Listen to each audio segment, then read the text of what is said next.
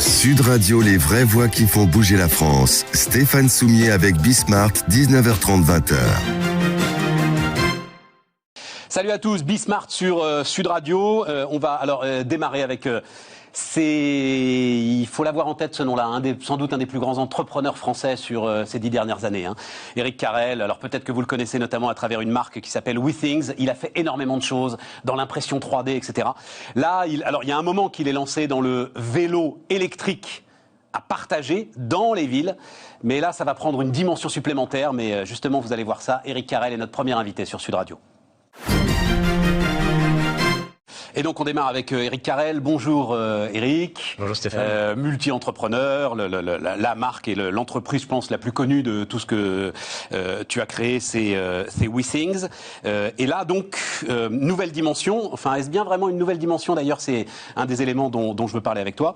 Mais donc c'est une fusion en bonne et due forme, c'est pas une alliance, c'est une fusion entre ta start-up sur le vélo partage qui s'appelle Zouv, et puis alors le groupe Smooov et Smooov & Go qu'on connaît bien, puisqu'il l'avait repris avec, mais on en reparlera de ça aussi, les dégâts que l'on connaît, le contrat de la ville de Paris à JC-Deco. Donc c'est une fusion en bonne et due forme. C'est une union où l'une des entreprises apporte ses actions à l'autre, et donc les deux entreprises sont ensemble avec les mêmes actionnaires, la somme des deux actionnaires. Voilà. Et toi, tu restes actionnaire important. Tout le monde reste, aussi bien les trois fondateurs de Zouv que les actionnaires investisseurs de Zouv, et bien sûr les actionnaires qu'il y avait chez Smooov, qui étaient essentiellement Mobivia. Voilà, alors Smooov, il faut le dire, Mobivia, VIA-ID, le patron de VIA-ID, il est venu ici, je le dis juste d'un mot, parce que c'est quand même un truc qui m'intéresse énormément depuis de longues années. En fait, c'est le bon vieux groupe Noroto, qui fait de la réparation automobile, qui se rend bien compte qu'à un moment, va falloir évoluer, et qui, depuis 10 ans, finance, je crois, tout ce qui a été intelligent, intéressant, novateur dans les nouvelles mobilités. Enfin, c'est très impressionnant quand on regarde tout le portefeuille de... Et d'ailleurs, Ludovic Bertrand, qui est le chairman de cette nouvelle entité Smooov plus Zouv, est aussi le patron de la partie mobilité de roues à l'intérieur du groupe Mobivia. Voilà, et donc ils vont vraiment sur tous les aspects, parce que ça couvre, et on va en parler, énormément d'aspects. Ils vont vraiment sur tous les aspects. Ce sont des actionnaires qui voient le long terme, qui voient la transformation, et qui sont très volontaires sur préparer l'avenir. C'est ça qui est très, très agréable. Et qui te donnent des moyens, j'imagine. Exactement. Donc le but là, c'est à la fois de réunir la force de Smooov, qui a 50 000 vélos à travers le monde, dans plus de 25 villes, et puis la technologie de Zouv, qui a mis sa technologie à Bordeaux, sur le plateau de Saclay, et maintenant avec les vélos Pony qui sont à Grenoble et dans Paris. Et qui offre en fait à la fois un vélo complètement connecté et qui essaye de tirer parti des données. Alors, moi, je suis toujours dans ce triptyque produit-service-données, c'est-à-dire comment, à partir des données, on arrive à améliorer un service à travers un produit qui fournit ces données, et on crée une spirale vertueuse, parce que plus on a de données, plus on peut améliorer le produit, meilleur on offre un service. Et en fait, c'est ce que nous a montré Steve Jobs en 2007. C'est ce que nous montre Elon Musk aujourd'hui, et c'est ça qu'on essaye de créer dans le domaine du vélo. Vas-y, en précision, pourquoi redonne-moi un peu le lien entre Jobs et Elon Musk là. Si tu veux, ce qui s'est passé avec l'iPhone, c'est que pour la première fois, il y a quelqu'un qui a considéré qu'il fallait qu'il fasse attention à l'utilisateur de son produit pendant toute la durée. C'est pas comme quand tu achètes un réfrigérateur où on te le donne et on espère qu'on te reverra jamais parce qu'il y a juste une garantie de 2 ans. C'est au contraire, on espère qu'on te reverra souvent, et que cette expérience, on va t'accompagner pour l'avoir de la meilleure façon possible, et que cette expérience qui est lisible du coup à travers les données va permettre d'améliorer le produit. Et aujourd'hui, ce qui permet d'améliorer le produit, c'est en fait ces données qui remontent. Et ça, si tu veux, c'est ce que fait Elon Musk. Elon Musk, on dit, il a fait une voiture électrique, mais entre guillemets, c'est facile de faire une voiture électrique, on voit bien.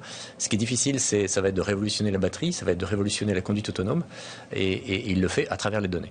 Eh bien, nous, on fait la même chose à travers les vélos, donc une mobilité partagée, douce et électrique.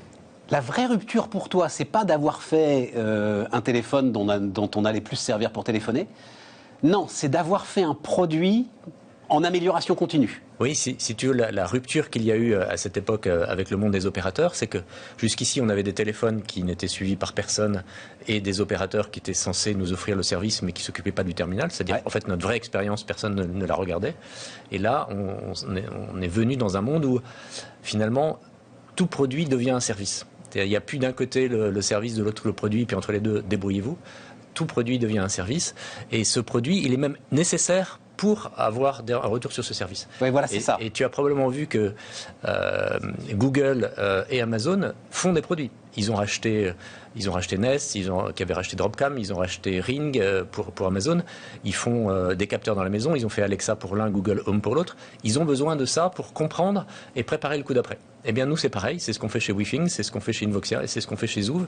Et c'est ce qui a intéressé Smoove, et ce qui fait qu'on se réunit aujourd'hui pour profiter de leur puissance, pour profiter de cette capacité qu'ils ont eu à aller dans plein de villes à travers le monde, et de cette volonté d'aller ensemble vers un leader européen. On va le voir. Alors, je crois que c'est ton vélo qu'on va voir. On va voir alors là, c'est la vidéo. Voilà, là, ça c'est ton vélo. On voit les deux, et celui de face, oui, c'est Zoov, et l'autre c'est le vélo Smoove de la ville de Paris. Qu'est-ce que tu peux me dire sur ce vélo? C'est-à-dire, est-ce que tout bêtement, le design de ce vélo, il a de l'importance. On a Marc Simoncini qui a mis, lui, toute sa puissance médiatique, et je m'en félicite, au service de son vélo Angel, où on comprenait bien que le design était très important. Derrière, il y a l'usage, il y a tout ça, même le design était très important. Est-ce que c'est important, ce qu'on voit là à l'image? Le design est important, mais toute l'expérience est importante. C'est-à-dire, ça dépend ce qu'on met dans le design. Est-ce que c'est juste la forme ou est-ce que c'est la totalité de l'expérience? Donc, les capteurs qu'on met à l'intérieur, là, il y a une quarantaine de capteurs avec plusieurs accéléromètres, des magnétomètres, etc., qui permettent, par exemple, de comprendre quelles sont les difficultés qu'il y a sur la route, quelle va être la pression des pneus, est-ce qu'il y a plusieurs personnes sur le vélo, etc. Tout ça dans un but très simple, quand on fait de la mobilité partagée, c'est de favoriser la bienveillance et de prendre les moyens techniques pour lutter contre la malveillance. La malveillance, on ne lutte pas avec des morceaux de fer plus durs, des verrous plus solides, etc. Ça, quand on fait ça, eh bien, en fait, on s'occupe des malveillants, on ne s'occupe pas des bienveillants. La bienveillance, ça consiste à s'occuper de la meilleure expérience pour ceux qui veulent juste avoir une bonne expérience. Et puis les autres, c'est à nous, avec notre technologie, de savoir lutter. Très concrètement, quand ce vélo est pris par quelqu'un qui ne l'a pas loué, entre guillemets, avec quand il est volé, quoi, disons-le, voilà, emprunté. Quand il est emprunté ou pris, il se met à sonner. Et donc ce qu'on voit, Et tu peux pas arrêter la sonnerie, j'imagine. Alors tu peux pas l'arrêter. Mais elle s'arrête quand tu laisses le vélo. Et donc, si tu veux, avant le vélo, il était cassé. Là, le vélo, il est pris. Au pire, il est laissé par terre, mais en fait, il n'est pas cassé. Donc, il est réutilisable. Et donc, finalement, c'est vertueux. Ouais, très bonne expérience. Qu'est-ce qu'il y a comme autre capteur? Alors, effectivement, c'est ce que j'ai pas précisé. Ton sujet, c'est la mobilité partagée. Oui. Ça, c'est très important. Voilà. C'est très important parce que on croit tous que le hardware qui est nécessaire pour nous mouvoir, il va falloir le partager. Il évolue technologiquement, donc c'est intéressant de le partager. Et puis, pour des raisons qu'on connaît tous au niveau des matériaux, il faut pouvoir le partager. Et au fond, c'est bien plus intéressant d'avoir un vélo, quel que soit l'endroit où je suis, à ma portée, que d'avoir mon propre vélo. Après, la difficulté, c'est s'assurer que ce vélo, il va toujours être dans la meilleure forme possible. Il va être maintenu avec la meilleure efficacité économique. Et donc, c'est tout ce que permet les données et le suivi à distance du vélo. Mais pourquoi? Enfin, j'en sais rien. Tu prends comme postulat, il vaut mieux avoir un vélo là où j'en ai besoin que mon vélo. J'en sais rien, moi. Alors, je trouve, par exemple, le modèle, parce qu'il y ressemble furieusement, le modèle Île-de-France. Ouais. Donc, c'est Véligo, Véligo, ouais. voilà. Où, en gros, tu loues, finalement, ouais, ce qui est ton vélo, et tu as la garantie de l'avoir tout le temps, en permanence, aux heures de pointe, etc. Non, on trouve que c'est une très bonne expérience et on est tout à fait pour ce genre d'expérience. Ce qu'on trouve aussi, c'est que si tu veux, toutes les offres de transport sont complémentaires. C'est-à-dire qu'à un moment donné, tu vas peut-être prendre un morceau de métro, tu vas peut-être prendre un bus, tu vas peut-être prendre un train. Et à la fin, ou au début, tu as besoin entre deux de vélos. Et là, le vélo partagé, c'est bien parce que tu ne vas pas mettre ton vélo. Il y a des gens qui mettent le vélo dans le train, mais enfin, c'est quand même un peu difficile. Ouais. Et donc, nous, on essaye de pousser cette proposition de partager. Et ce qui est intéressant, si tu veux, c'est que dans toute la mobilité partagée, on a beaucoup entendu parler des véhicules partagés, des voitures partagées, des trottinettes partagées, on en a beaucoup entendu parler dans Paris, mais en fait ça représente une minorité des trajets en partage. La majorité, c'est-à-dire 75 à 80%, c'est du vélo partagé. D'où ce secteur qui nous intéresse beaucoup et qui en plus s'est développé énormément avec le Covid. Le Covid a été un phénomène d'accélération, pour les raisons que l'on connaît, et les villes en fait en ont profité pour accélérer le déploiement des infrastructures spécifiques, et ça partout en Europe. Et donc c'est une opportunité absolument magnifique. Ce qu'on voit à Paris, effectivement, est assez... ce que tu vois à Paris... assez largement partagé. Après, on peut s'interroger sur la couleur jaune, mais il paraît que c'est le code de la route qui l'impose. Voilà, c'est comme ça. Oui, et puis de toute façon, ça va, avec le temps, ça va s'améliorer, etc. Il faut laisser le temps au temps, mais en fait, tous les cas, il y a une vraie volonté. Où est-ce que, parce que, comme tu le dis, ça se développe, et donc il y a quand même de gros acteurs qui rentrent sur ce marché. Là, à côté de chez nous d'ailleurs, il y a donc c'est Jump. Je suis toujours perdu, je dois dire. Jump, c'est Uber, c'est ça ou Jump, c'était Uber, et maintenant c'est Lime qui a repris. Voilà. Lime, donc le champion de la trottinette partagée, justement. Voilà. Enfin, l'un des. Mais oui, qu'est-ce qui va faire la différence, Eric, à ton avis, dans le... Alors, déjà aujourd'hui, sur la mobilité partagée avec infrastructure dans la ville telle qu'on la connaît sur le Vélib, il y a 3 acteurs dans le monde, et Smoove est l'un des 3. Oui, parce que il y a absolument, c'est ça aussi que j'ai pas précisé, il y a soit il y a une station de recharge, soit le vélo. Soit le vélo est free floating, soit ce qu'a inventé Zouv aussi, c'est des stations légères qui permettent de mettre sur une place de parking 15 vélos en les collant à 25 cm les uns des autres à travers des aimants et en pouvant les recharger. C'est ce qu'on appelle la station... Alors c'est ça que tu appelles, parce que j'ai lu ligne d'énergie partagée. Oui, alors ligne d'énergie partagée, voilà. On a une station très légère qui s'installe en quelques minutes sur une place de parking, qu'on électrifie, qui est l'émetteur d'énergie, et tous les vélos qui viennent s'y coller à travers des aimants vont pouvoir partager leur énergie.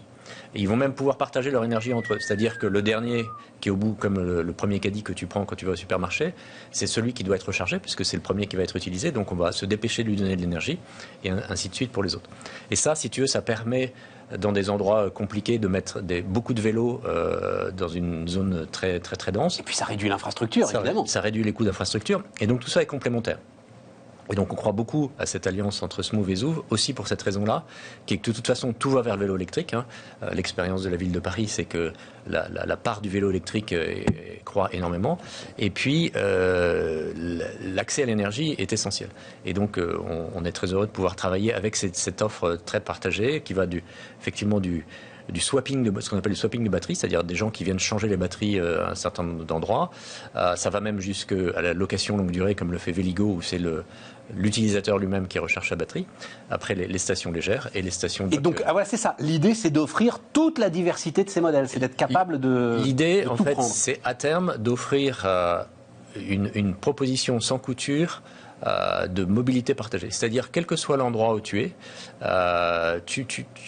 tu peux avoir envie d'avoir ton vélo en permanence rien que pour toi, mais il y a des moments où dans la vie, tu vas avoir besoin d'un vélo pour 10 minutes, pour une demi-heure. L'un des points importants, parce que c'est les collectivités locales qui déploient tout ça. Donc l'un des points importants, c'est les relations avec les collectivités locales. Bien sûr. J'imagine que l'expérience de Smoove là-dessus, donc tu l'as dit, c'est 50 villes, c'est ça ? Non, 23 villes. Ouais. 50 000 vélos, 23 villes. Ouais. Elle est très importante. Elle est très importante. Compliquée à rattraper pour toi.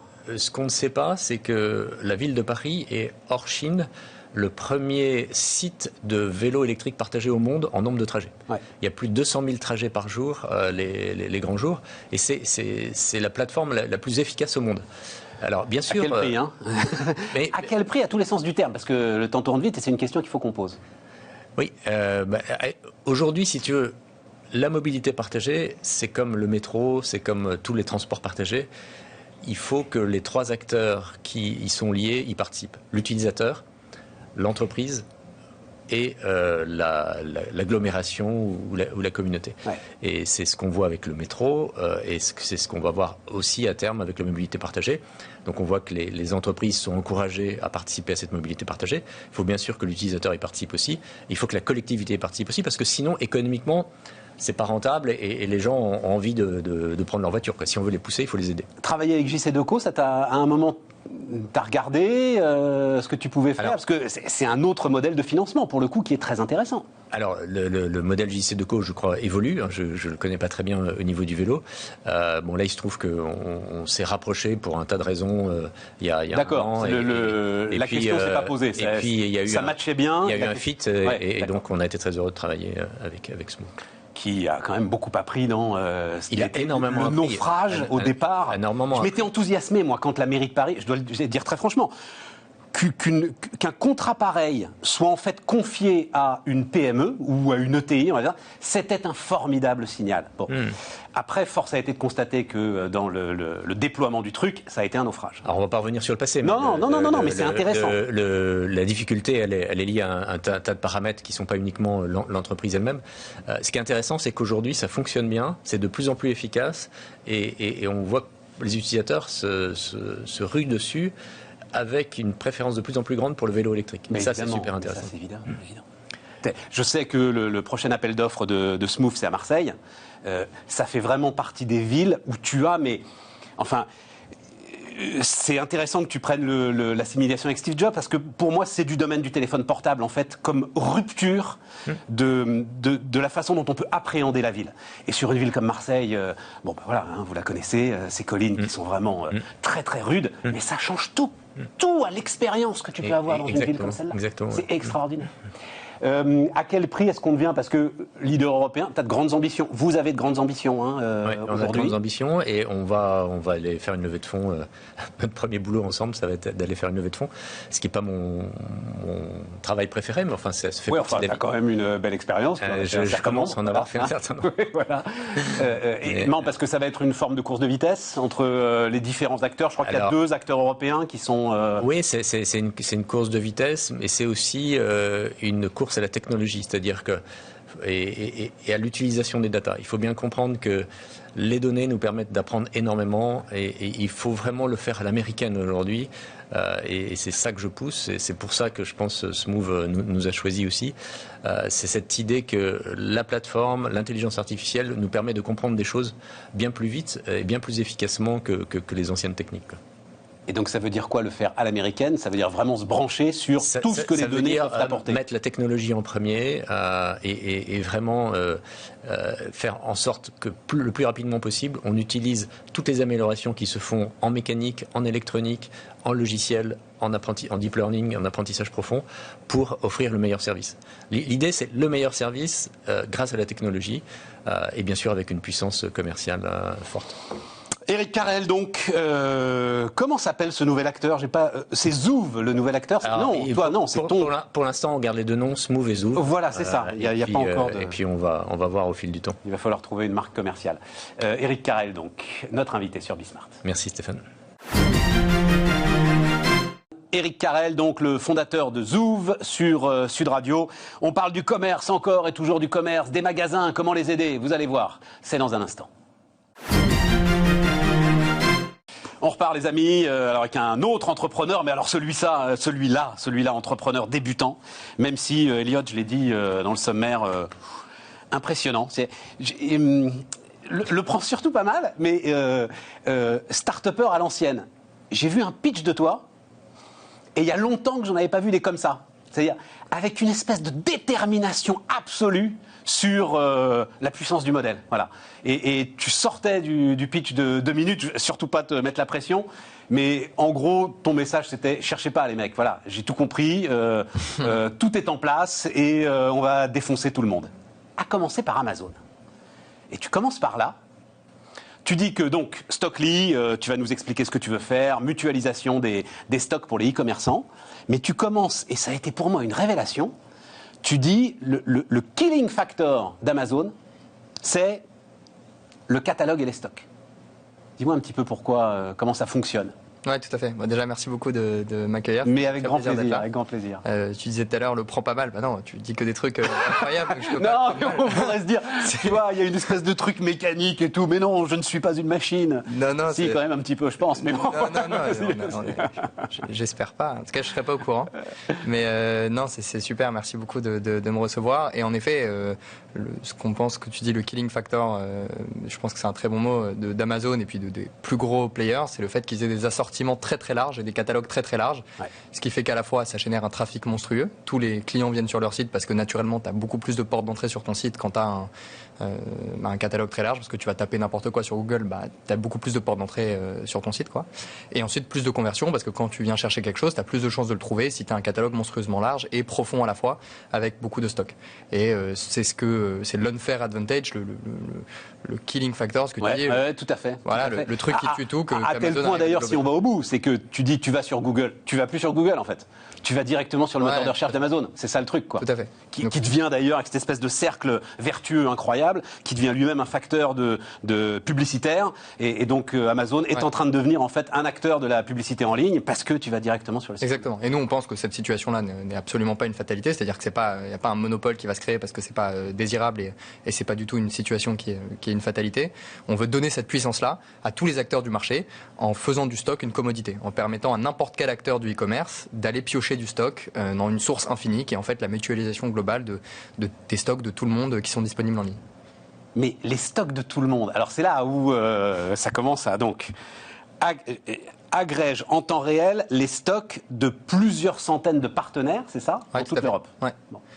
Est-ce qu'on peut prendre un exemple d'un de tes clients prestigieux? Je crois que c'est les Galeries Lafayette, par exemple. Oui, bien sûr. Je peux donner un exemple des Galeries, qui est un des premiers gros sites vraiment avec qui on a lancé. Raconte-moi comment, parce que les Galeries, c'est-à-dire les Galeries vont aller piocher dans les stocks de leurs concurrents alors Oui, tout à fait, qui sont d'autres retailers autorisés ou des marques directement et qui vont avoir des catalogues qui se recoupent avec eux. Je vous donne un exemple.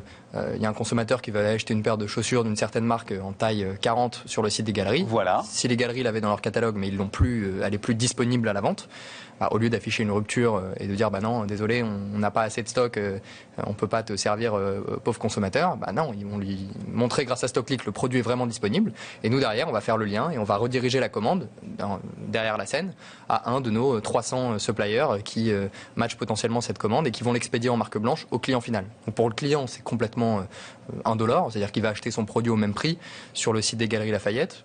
Ce sera la même expérience client parce qu'il va avoir payé le même prix, le même nombre de jours de livraison. Donc on s'engage directement sur la qualité. On va y aller sur la logistique ensuite. Moi, je veux déjà d'abord comprendre pourquoi, on va dire, ma basket Nike que je vais aller chercher sur le site des Galeries, elle va peut-être provenir d'un stock de, je dis n'importe quoi, de GoSport. Et pourquoi est-ce que GoSport il va accepter d'aller filer sa basket aux Galeries et de rater une vente? Les deux vont y gagner. Parce qu'à la fois GoSport, on lui dit, là, tu as la possibilité de vendre ce stock maintenant à tel prix. Galerie, lui, il a envie de garder son consommateur. Ils vont partager la marge. Donc, c'est une question de juste une opportunité à saisir. GoSport, si lui, il attend sagement que le client arrive chez lui, il a une chance sur 1000 que ça arrive. Parce que pour plusieurs raisons. La première, c'est que le consommateur, quand il rencontre une indisponibilité, ce qu'il va faire la plupart du temps, c'est abandonner.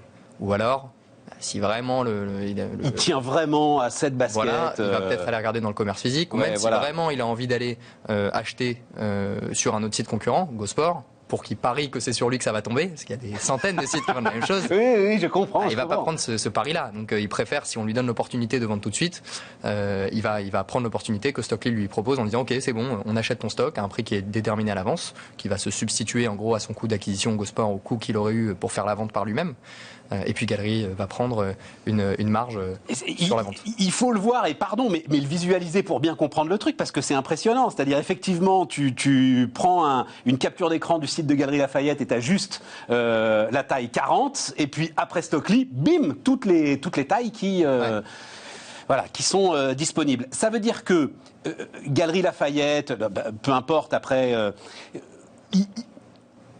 ils savent, eux, que tu vas aller chercher cette basket sur tel stock. C'est-à-dire, ils te font confiance, c'est toi qui gères, tu vas la chercher, tu te débrouilles.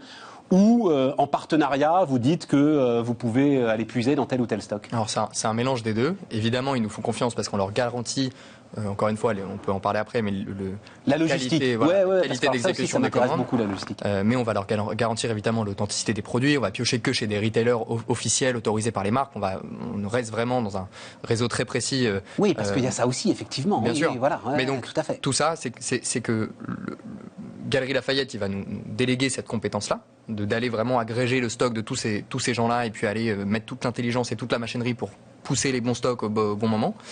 Et puis après, parfois, proactivement, ils vont nous dire ok, nous on aimerait bien que vous preniez contact avec cette marque, ou alors il y a cette marque, nous on n'arrive pas à les brancher, c'est hyper compliqué, est-ce que vous pouvez les mettre dans vos tuyaux? Et derrière, ils peuvent aussi nous pousser chez certains de nos partenaires commerciaux parce qu'ils n'arrivent pas à faire ils ont besoin de nous pour simplifier le process de vente. Quelle histoire quand même. Et effectivement, c'était une des questions que je voulais poser, c'est il faut que tu t'assures, Galeries Lafayette c'est quand même un nom quoi.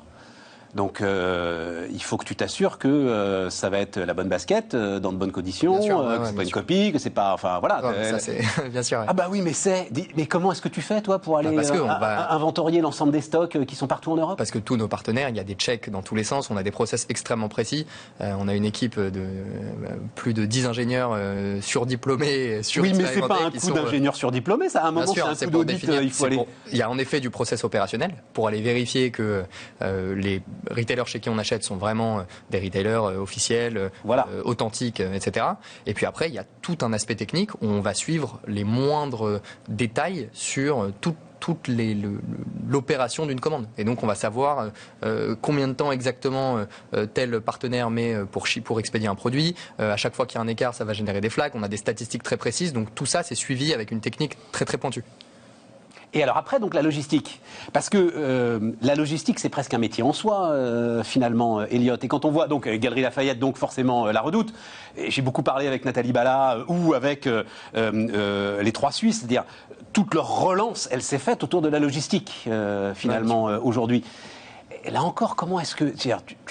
tu travailles avec les meilleurs, comment est-ce que tu garantis la qualité du service logistique, puisqu'il faut bien comprendre que c'est toi qui en fait va expédier cette fameuse paire de baskets au client. On ne va pas l'expédier physiquement, on va s'appuyer sur la logistique existante de tous nos partenaires. C'est eux qui expédient avec des contraintes ou des SLA, un minimum de services qu'on leur demande, c'est-à-dire ils doivent expédier en marque blanche, en packaging neutre, en respectant certains critères. Et à la fin, cette garantie, on l'a par de la tech, par de la technologie. C'est parce qu'on va faire des scores super précis, on va attribuer, on a des critères d'attribution des commandes, on va suspendre quand il y a une anomalie prononcée chez un partenaire qu'on peut repérer à l'avance ou qu'on repère, c'est-à-dire dès qu'il y a un petit écart sur les statistiques qu'on leur demande de respecter. Donc tout ça, c'est suivi très précisément par de la technique, mais physiquement, on s'appuie sur la logistique de nos centaines de partenaires. Et alors, tu as des chiffres assez impressionnants quand même.